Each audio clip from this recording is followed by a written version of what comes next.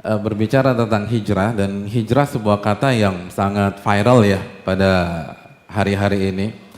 Dan ini sebuah kegembiraan bagi kita semua, kebahagiaan bagi orang-orang beriman ketika kata ini bisa jadi hashtag di sosmed, bisa dengan bangganya dielukan, bisa dengan prestisnya bersanding dengan kata-kata yang lain, baik di dunia real maupun di dunia maya. Tentu saja ini adalah taufik dari Allah Subhanahu wa taala, karunia darinya yang harus kita syukuri dan kita syukuri. Karena di antara kebahagiaan orang-orang beriman adalah ketika melihat saudaranya berhijrah kepada Allah Subhanahu wa taala. Ketika melihat teman-temannya kembali kepada Allah Jalla wa ala. Namun teman-teman yang dirahmati oleh Allah Subhanahu wa taala, kata ini kata yang sangat prestisius. Kata yang sangat prestisius. Bagaimana tidak prestis? Allah Subhanahu wa taala berfirman di dalam surat An-Nisa ayat 100, "Wa man yuhajir fi sabilillah yajid fil ardi muragaman katsiran wa sa'ah." Dan barang siapa yang berhijrah di jalan Allah, barang siapa yang berhijrah di jalan Allah, maka ia pasti akan mendapatkan solusi-solusi yang banyak dari hal-hal yang dia tinggalkan di permukaan bumi ini. Ketika dia keluar dari pekerjaannya, ketika dia tinggalkan hobinya yang mungkin haram itu, ketika dia mengatakan kata tidak untuk uang haram, ketika dia putuskan hubungan yang tidak diridhai oleh Allah Subhanahu wa taala, Allah janjikan muragaman katsira. Dia akan mendapatkan solusi yang sangat banyak. Banyak, katsira, bukan satu, bukan dua, bukan tiga, bukan empat, katsira. Wasa'ah, dan seluruh kelapangan. Kelapangan dalam masalah rizki, kelapangan dalam masalah iman, kelapangan untuk beribadah kepada Allah, kelapangan untuk sujud, kelapangan dalam berukhuwah Islamiyah, kelapangan dalam membangun rumah tangga, membangun keluarga sakinah, mawaddah, warahmah. Hidupnya akan diberkahi oleh Allah. Ini qala Allah, ini janji dari Allah Subhanahu wa taala. Kata ini layak untuk diperjuangkan. Kata ini itu layak untuk menjadi hashtag, untuk jadi viral di dalam kehidupan bermasyarakat kita. Karena kata ini memberikan jaminan kebahagiaan, jaminan ketenangan, jaminan kelapangan. Bagaimana tidak? Bukankah Allah Subhanahu wa taala berfirman, "Inni muhajirun ila rabbi innahu huwal azizul hakim." Sesungguhnya aku berhijrah ke Rabbku. Saat kita berhijrah, kita bukan berhijrah ke orang kaya. Kita bukan berhijrah ke orang-orang terkenal. Kita berhijrah kepada pencipta alam semesta ini. Kita berhijrah kepada yang punya Jakarta, yang punya Asia, yang punya dunia. Al-Aziz, yang maha perkasa, nggak ada yang bisa ngalahin zat yang kita berhijrah kepada dirinya. Dan di waktu yang sama Al-Hakim, yang maha bijak. Mungkin ada kerikil dalam saat kita hijrah, tapi itu ada hikmah. Mungkin kita nggak langsung kaya, kita harus jatuh dulu, mulai start dari nol. Tapi yang mentakdirkan episode itu dalam kehidupan kita, Al-Hakim, pasti ada hikmah. Makanya orang-orang beriman selalu mengatakan, Rabbana ma khalaqta hadza batila. Rabbana, wahai Rabb kami, engkau nggak mungkin menciptakan hal ini tanpa ada alasan, tanpa ada hikmah. Oleh karena itu rekan-rekan yang dirahmati oleh Allah Subhanahu wa taala, tapi apa esensi dari hijrah? Apa makna dari hijrah itu sendiri? Karena banyak orang yang mengatakan hijrah, tapi dia nggak tahu apa itu hijrah. Banyak orang yang mengklaim dan merasa sudah berhijrah, namun ketika kita menggunakan kacamata syar'i, kacamata Al-Quranul Karim dan hadis-hadis Nabi SAW, ternyata dia belum berhijrah.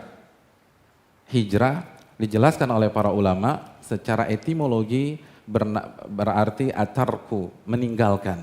Al-bu'du, jauh, secara bahasa. Adapun secara istilah, hijrah dijelaskan oleh banyak para ulama. Seperti Al-Iz bin Abdissalam, dijelaskan juga oleh Imam Ibnul Qayyim dalam Ar-Risalah At-Tabukiyah, bahwa hijrah adalah sebagaimana yang disabdakan oleh Nabi SAW dalam hadis Bukhari. Al-muhajir man hajara ma nahallahu an. Orang-orang yang berhijrah adalah orang yang meninggalkan apa yang Allah haramkan. Apa yang Allah haramkan. Itu hijrah. Dalam riwayat yang lain, riwayat Imam Ahmad, Nabi SAW bersabda, antahjura ma kariha rabbuk. Engkau meninggalkan, karena hijrah artinya meninggalkan tadi. Engkau meninggalkan sesuatu yang dibenci oleh Rabbmu. Yang dibenci oleh Rabbmu. Itulah hijrah secara terminologi. Dan hijrah terbagi menjadi dua, teman-teman. Yang pertama, hijrah bil jasad, kata Ibnul Qayyim. Hijrah dengan fisik. Dan yang sampel yang paling gamblang di buku-buku sejarah, di buku-buku fikih adalah berhijrah dari sebuah tempat atau lingkungan di mana kita tidak bisa menampilkan agama kita ke tempat atau lingkungan di mana kita bisa menampilkan agama kita. Sebagian ulama fikih mengatakan berhijrah dari negara non-muslim ke negara muslim. Tapi walau ta'ala bisawab, dengan keterbatasan ilmu saya lebih menguatkan definisi yang pertama. Itu hijrah dengan fisik. Yang kedua, dan ini yang lebih penting kata Ibnul Qayyim. Ini inti dari hijrah. Al-hijratu bil qalbi. Hijrah dengan hati kita. Bukan hanya dengan fisik, dengan hati. Hijrah pada saat kita bertawakal. Hijrah pada saat kita berharap. Awalnya kita berharap pada perusahaan kita, pada mertua kita yang kaya, pada perusahaan orang tua kita. Setelah kita berhijrah kepada Al-Ghani. Ya, kita bertawakal dan berharap kepada Al-Ghani yang maha kaya, Allah Subhanahu wa taala. Hijrah dengan hati. Dulu mungkin kita takut sama manusia. Tapi setelah berhijrah, kita hanya takut yang mengekspos kehinaan kita, ketundukan kita. Kita hanya takut kepada Allah Subhanahu wa taala. Hijrah dengan hati. Dan ini penting. Kenapa demikian? Karena banyak teman-teman, dan ini sangat kita apresiasi. Kita udah senang. Sampai di tahap ini saja, kita udah senang banget sama mereka. Hanya saja, banyak yang berhenti sampai hijrah secara fisik. Banyak yang berhenti sampai pada titik hijrah dengan penampilan. Hijrah dengan kostum. Hijrah dengan janggut. Hijrah dengan cingkrang misalnya. Hijrah dengan hijab. Lalu dia tidak lanjutkan ke anak tangga berikutnya. Makanya kalau kita, khususnya bagi para akhwat ya, bagi teman-teman sister side di belakang, kalau misalnya seorang wanita ditanya tentang proses hijrahnya, kira-kira mereka cerita tentang apa? Hijab, hijab, hijab, hijab. Itu bagus, itu positif. Tapi itu belum masuk ke dalam inti dari hijrah. Nabi SAW bersabda dalam hadis riwayat Imam Al-Baihaqi dalam Syu'abil Iman, la yastaqimu imanu 'abdin hatta yastaqima qalbuh. Seseorang enggak mungkin bisa istiqomah imannya sampai hatinya dulu istiqomah. Artinya, kalau kita hanya mengandalkan penampilan, kita hanya mengandalkan komunitas, kita hanya mengandalkan slogan-slogan di sosmed, tapi kita tidak melanjutkan bagaimana menata hati. Nabi yang mengatakan Anda nggak bakal bisa istiqomah, Anda nggak akan bisa survive, Anda nggak akan bisa bertahan. Karena hijrah tuh nggak mudah. Karena ketika kita mengklaim, mendeklar, memproklamirkan kita hijrah, kita berhadapan dengan surat Al-Ankabut ayat 2. Ahasiban nas an yutraku an yaqulu amanna wa hum la yuftanun. Apakah manusia berpikir, berasumsi mereka akan dibiarkan begitu saja memproklamirkan keimanan mereka, hijrah mereka, taubat mereka, dan mereka nggak diuji oleh Allah Subhanahu wa taala? Hanya orang-orang yang menata hatinya bisa melewati itu semua. Dan perlu kita camkan, hijrah dengan penampilan, hijrah dengan fisik adalah tingkatan yang paling bawah dalam Islam. Itu bagus, itu positif, tapi masih ada yang lebih tinggi. Makanya kita tahu surat Al-Hujurat ayat 14, Bagaimana ada sebagian orang-orang Badui mengatakan kami beriman. Qalatil a'rabu amanna. Orang-orang Badui mengklaim kami telah beriman. Langsung dijawab oleh Allah. Qul lam tu'minu walakin qulu aslamna. Kalian tuh belum beriman. Kalian baru menjalankan Islam yang zohir saja. Ya penampilan, yang sebelumnya lo gua sekarang aneh ente, baru sampai situ. Yang dulu yang dulu klimis sekarang berjanggut, baru sampai situ. Makanya kelanjutannya apa? Walamma yadkhul imanu fi qulubikum, dan iman belum masuk ke dalam hati kalian. Belum masuk ke dalam hati, belum. Ini baru tingkatan Islam, artinya amalan-amalan zahir itu positif, tapi itu masih grade di bawah. Masih ada grade yang berikutnya. Jadi sangat lucu sekali, ada orang sombong dengan hijabnya. Mbak, itu Anda baru grade paling bawah, apa yang mau disombongkan? Ada yang sombong dengan jenggotnya, dengan cingkrangnya.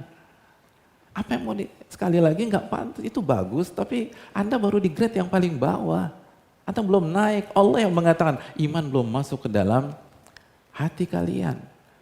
Makanya kan ketika Allah berbicara tentang libas, tentang pakaian, tentang hijab, dalam surat Al-A'raf ayat 26, apa kata Allah Subhanahu wa taala? Allah mengatakan, "Ya bani Adam, qad anzalna 'alaikum libasa yuwari sawatikum warisha." Wahai anak-anak Adam, kami telah turunkan pakaian kepada kalian untuk menutup aurat kalian. Betul, hijab, pakaian itu menutup aurat. Warisha, dan sekaligus sebagai perhiasan yang mubah untuk kalian. Tapi apa kelanjutan ayat tersebut? Walibasu taqwa dzalika khair. Dan pakaian ketakwaan bukan merek takwa, pakaian ketakwaan itu yang terbaik. Dan Nabi bersabda dalam hadis Muslim, at-taqwa hahuna, at-taqwa hahuna, at-taqwa hahuna. Takwa tuh di sini, di hati. Takwa tuh di sini, di hati. Takwa tuh di sini, di hati. Ini inti dari hijrah. Oh berarti yang penting hati dong Pak Ustadz. Bro lo sholat yuk, nggak yang penting kan hati gue baik. Daripada lo hadirin yang dirahmati oleh Allah, keliru. Kalau kita katakan hati, maka kaitkan dengan hadis Bukhari. Nabi SAW bersabda, ala inna fil jasadi mudghah. Ketahuilah, di dalam sebuah jasad ada segumpal daging. Idza soluhat, jika daging itu baik, maka baliklah seluruh jasad, kepala baik, mata baik, telinga baik, lisan baik, tangan baik, kaki baik. Wa idza fasadat fasadal jasadu kullu. Dan kalau segumpal daging itu buruk, maka buruklah semuanya. Mata ngelihat yang nggak benar, lisan gibah, fitnah, caci maki, jempol buat hoax dan seterusnya. Ala wahyal qalbu. Dan segumpal daging itu adalah hati. Jadi kalau hati baik, semuanya baik. Dia akan berhijab, dia akan berpenampilan syar'i dan nggak berhenti sampai di situ saja. Tapi kalau kita hanya fokus kepada fisik, fokus hanya penampilan, stuck. Orang munafik juga fokus pada masalah fisik. Munafiqat juga punya penampilan yang sama. Apa bedanya kita dengan mereka? Oleh karena ini yang perlu kita camkan. Oleh karena itu para ulama mengatakan, Ibnul Qayyim dalam Risalah Tabukiyah, beliau mengatakan hijrah dengan hati adalah pada saat kita meninggalkan hal-hal yang Allah benci dan kita juga benci. Karena orang beriman, orang berhijrah membenci apa yang dibenci oleh Allah Subhanahu wa taala, menuju hal-hal yang Allah cintai dan juga kita cintai. Kita tinggalkan sesuatu yang kita benci karena Allah benci itu. Dan kita pergi ke hal yang Allah cintai dan kita cintai. Jadi orang yang hijrah itu udah gak ngedumel, kok gila berat banget sih sholat subuh. Enggak, dia suka, dia bukan kepaksa. Lo ngaji terus, lo enggak, dia senang. Itu hijrah, dia suka tuh. Makanya Ibnu Qayyim mengatakan salah satu inti dari hijrah, al-hubu wal bugdu, cinta dan benci. Artinya dia pindah dari hal yang dia benci dan dia pergi ke hal yang dia suka. Jadi dia tinggalkan khomer, itu karena dia benci sama khomer. Jadi walaupun satu sloki lagi deh, ini free deh gue yang bayar. Enggak, gue benci sama itu. Gitu jawabannya. Bukan masalah free atau enggaknya. Jadi ketika diajak kenalan sama cewek yang bukan mahramnya, dia benci tuh. Bukan benci sama ceweknya ya, tapi benci ini hubungannya nggak bener nih, gue nggak mau. Gue nggak mau, gue kenalin deh.